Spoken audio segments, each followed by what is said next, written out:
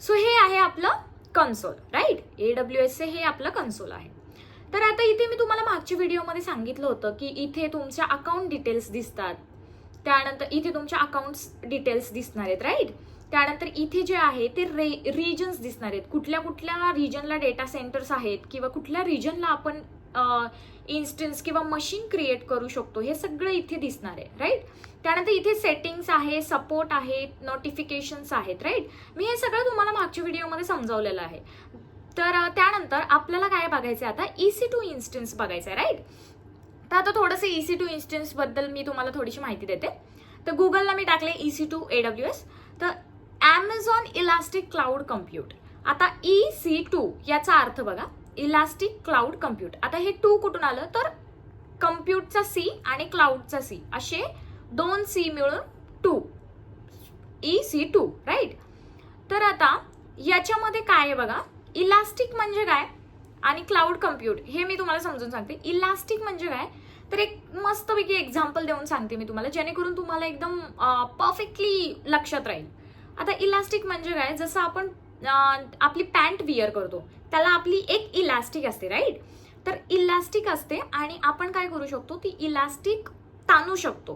म्हणजे जेवढी पाहिजे तेवढी मोठी करू शकतो, जेवढी पाहिजे तेवढी छोटी करू शकतो, जसं आपल्याला पाहिजे तसं आपण करू शकतो.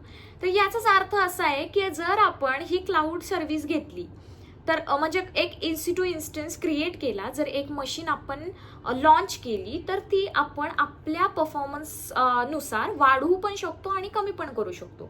म्हणजे ती इलास्टिक आहे, नंबर ऑफ इन्स्टन्स इथे वाढवू शकतो किंवा कमीही करू शकतो.